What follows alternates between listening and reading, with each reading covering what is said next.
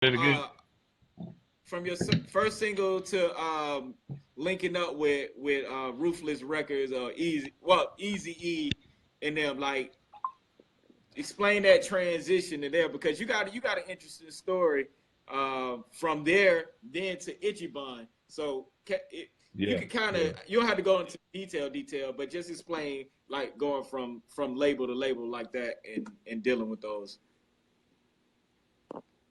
Well, dealing with Easy is like every time NWA came to Memphis, I was at the show. I got backstage. I would always meet him and rap for him. So, he wanted us to either come to LA or send him some music or get in touch with him some kind of way. It's hard to really do business while you on the road. And they was on tour. Like that was one of their first big tours. So Yeah. I know they mentally they were occupied with other stuff. So we took the initiative to fly out to California. Me, Reg, Doty, and Pretty Tony, who was another Mm. Memphis rapper. So we flew out to LA. We went to Compton. And we went up to the offices that Easy and them were occupying at the time, but they weren't there. They were on the road. So we got a chance to meet some people that was working their stuff. You know what I'm saying? So it kind of inspired us, man, to come back to Memphis and kind of do our own thing. And that's kind of where we got our mentality from. But far as other, switching labels and stuff like that, it's like after we got off Atlantic, it's like when you leave a major like that, and the relationship is kind of salty, they can blackball you to where other big Yeah. labels don't want to touch you. You know what I'm saying? Yeah. And Yeah.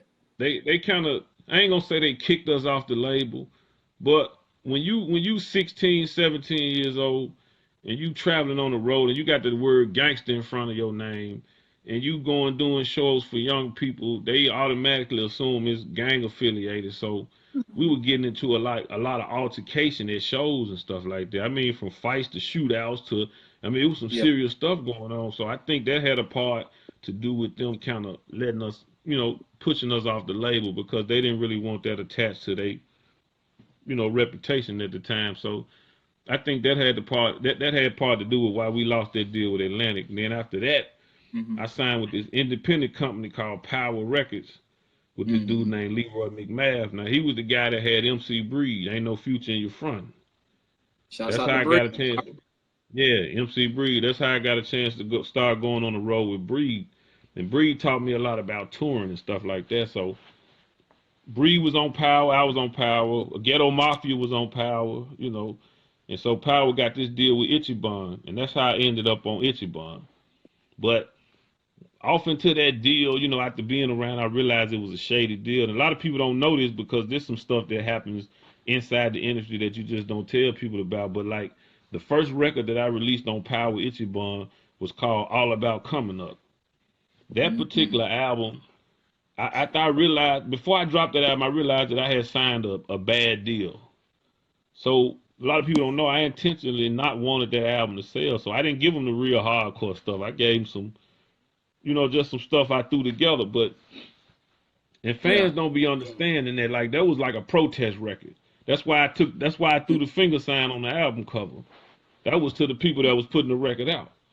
You know what I'm saying? Yeah. Y'all got to press it up so y'all gonna look at this finger the whole time. It really wasn't. That's what that was about. You know what I'm saying? Like I just wanted that record to be trash. I really didn't put all my best effort into that. I put songs on it I knew people probably wouldn't go feel, you know. And the guy that was putting the record out at the time, he was a real fraudulent guy. You know what I'm saying? Like he Ooh. used to try to exploit the fact that he felt I looked like DJ Quick, right? You know what I'm saying? He was trying to exploit that to get sales. I mean, it was real fraudulent. There was a lot of fraudulent stuff going on. So, like when Yeah. people bring up that All About Coming Up album, I kind of knocked that down because that's not an album. That's not really my real work. That was like a protest album. So Right. after that record, the deal got a little better. That's when I came out with 6 Money and Murder behind that.